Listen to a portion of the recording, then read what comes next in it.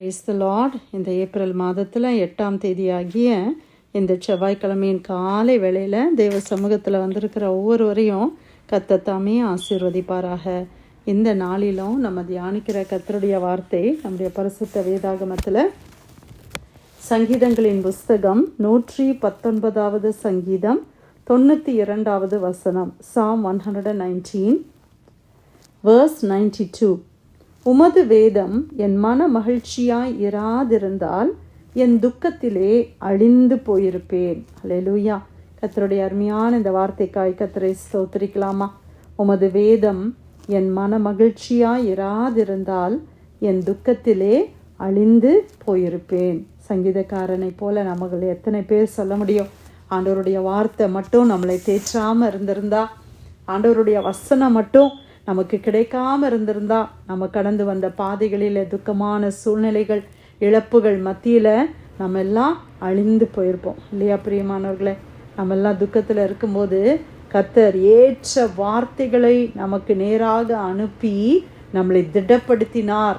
நம்மளை மீண்டும் எழும்பி நிற்க பண்ணினது தேவனுடைய வார்த்தை. சில நேரத்தில் அப்படியே நம்பிக்கையற்ற ஒரு சூழ்நிலையில், இவ்வளோதான், இதுக்கு மேலே ஒன்றுமே இல்லை அப்படின்ற ஒரு சூழ்நிலையில் கர்த்தர் நம்மளுக்கு வார்த்தையை மூலமாய் பேசி நம்மளை பலப்படுத்தின நாட்கள் அநேகம் உண்டு.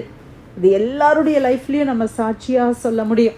இந்த ப்ரேயருக்கு வந்திருக்கிற நம்ம எல்லாருடைய லைஃப்லேயுமே எத்தனையோ காரியங்களில், எத்தனையோ துக்கமான சூழ்நிலைகளில் நம்ம அமிழ்ந்து போய் விடாதபடி நம்மளை தூக்கி நிமிர்ந்து நடக்க பண்ணினது கர்த்தருடைய வார்த்தை, வேதம்.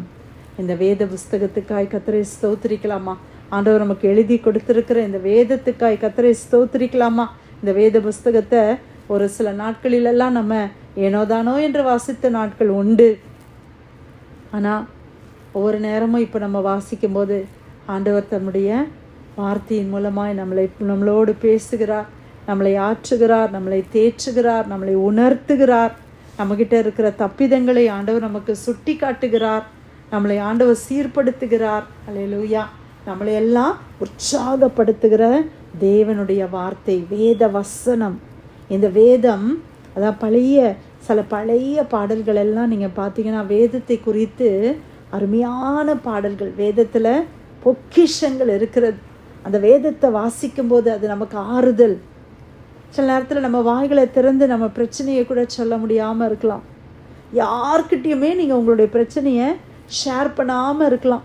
ஆனால் பைபிளை எடுத்து நீங்கள் வாசிச்சிங்கன்னா, அது எந்த பகுதியாக வேணால் இருக்கட்டும் பிரியமானவர்களே, எந்த பகுதியை நீங்கள் வாசித்தாலும் ஆவியானவர் உங்களோட பேசுகிறத நீங்கள் உணர்ந்துருக்கிறீங்களா? அது ஏதாவது ஒரு பகுதியாக கூட இருக்கலாம். ஆனால் அந்த பகுதியின் மூலமாக, அந்த வசனத்தின் மூலமாக நம்ம போகிற பாதைக்கு தக்கதான வார்த்தைகளை கர்த்தர் கொடுத்து நம்முடைய ஆத்துமாவை அந்த வார்த்தை தேற்றுகிறது. அல்லேலூயா. அதைத்தான் நம்ம என்ன சொல்லுகிறோம்? அது ரேமா வார்த்தை என்று சொல்லுகிறோம். அதனால தான் இந்த வேத புஸ்தகம் ஏதோ ஒரு புஸ்தகம் போல அல்ல. எத்தனையோ புக்ஸ் இந்த வேர்ல்டில் இருக்குது, லைப்ரரியில், நம்ம வீடுகளில் கூட எவ்வளவோ புக்ஸ் நம்ம வச்சுருக்கிறோம். ஆனால் பைபிளுக்கும் மற்ற புக்ஸுக்கும் ஒரு பெரிய வித்தியாசம் உண்டு. ஆமேன். மற்ற புக்ஸை ஒரு தடவை வாசிக்கலாம், ஒரு வேளை ரொம்ப இன்ஸ்பைரிங்காக இருந்துச்சுன்னா இன்னொரு தடவை நம்ம வாசிக்கலாம். ஆனால் வேத புஸ்தகத்தில் உள்ள ஒவ்வொரு எழுத்துக்களும் நம்மை உயிர்ப்பிக்கிறவைகளாய் காணப்படுகிறது. ஏனென்றால் வசனம் சொல்லுகிறது, இந்த வசனத்தில் ஆவியும் ஜீவனும் இருக்கிறது. அந்த ஜீவன் என்ன செய்தான்? நம்முடைய ஆத்துமாவை கடந்து செல்லுகிறது. நம்முடைய ஆத்துமாவை அது ஊடுருவி சென்று அந்த வார்த்தை நம்மளை பலப்படுத்துகிறது.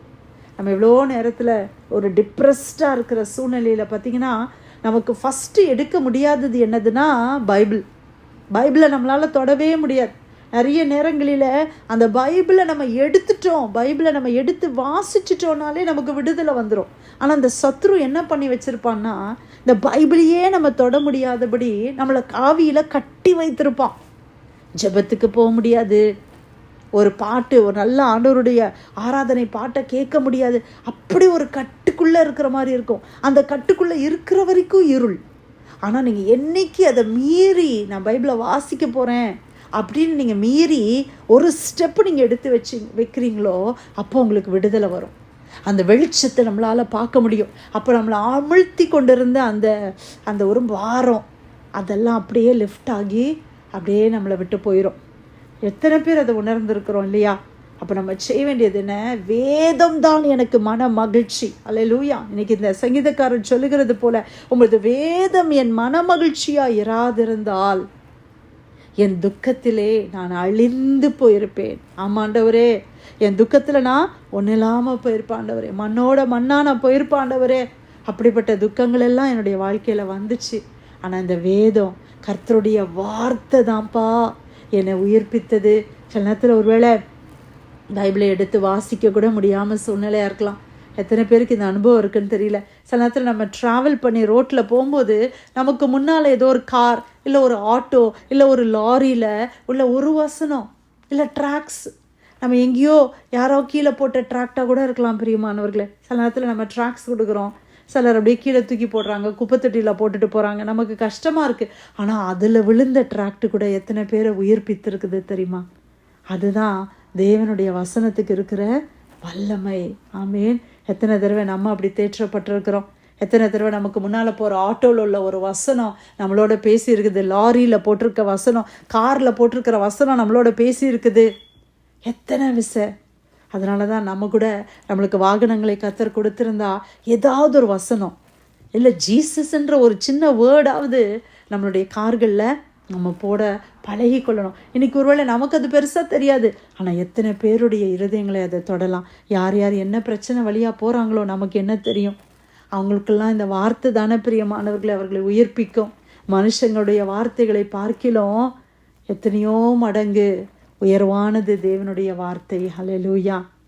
அந்த வேதத்தை நேசிக்க, அந்த வேதம் நமக்கு மனமகிழ்ச்சியாய் மாற கர்த்தர் நமக்கு கிருபை செய்வாராக. வேதத்தை வாசிக்கும் போது ஏனோ தானோன்னு வாசிக்காம, ஏதோ ஒரு கடமைக்காக வாசிக்காம, இல்லைனா வேதத்தை வாசிக்கலனா எனக்கு இப்படி ஆயிரும் அப்படி ஆயிரும் அப்படின்னு ஏதோ ஒரு பயத்தோடு வாசிக்காம, அது மனமகிழ்ச்சியாய் மாறுவதாக, அது எனக்கு மகிழ்ச்சியாய் மாறுவதாக. இன்னைக்கு எது உங்களுக்கு ரொம்ப மன மகிழ்ச்சியை கொடுக்குது? சிலருக்கு குக்கிங் ரொம்ப மன மகிழ்ச்சியை கொடுக்கும். சிலருக்கு நல்லா வீடை க்ளீனாக வைக்கிறது மன மகிழ்ச்சியை கொடுக்கும். சிலருக்கு கார்டனிங்காக இருக்கும். ஏதோ ஒன்று உங்களுக்கு ஒரு இன்ட்ரெஸ்ட் இருக்குது, அப்படி தானே? அதை நீங்கள் தானாக செய்வீங்க.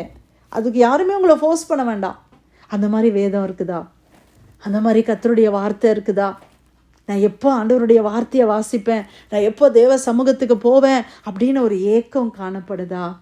அது மன மகிழ்ச்சியாய் மாறட்டும். கர்த்தரை தேடுகிற அனுபவம் ஒரு மன மகிழ்ச்சியாய் மாறட்டும். ஒருவேளை அது ரொட்டீனாக இருக்குமானால் அதை அப்படியே நீங்கள் டிரான்ஸ்ஃபார்ம் பண்ணி பாருங்க. ஆண்டவர் உங்களுக்கு அது எவ்வளோ அதனுடைய பலன் மிகுதியாக இருக்கும். பிரியமானவர்களே, நம்மளை அநேக நேரத்தில் இந்த வார்த்தை தான் நம்மளை தாங்கி நடத்துகிறது. அதற்காக கர்த்தரை ஸ்தோத்திரிக்கலாமா? சங்கீதம் 119 92வது வசனம், உமது வேதம் என் மன மகிழ்ச்சியாய் இராதிருந்தால் என் துக்கத்திலே அழிந்து போயிருப்பேன். கர்த்தர் கொடுத்த நல்ல வார்த்தைக்காய் ஆண்டவருக்கு நன்றி செலுத்தி பிரேயர் லைனில் வந்திருக்கிற யாராவது நம்ம ஜெபம் பண்ணுவோமா?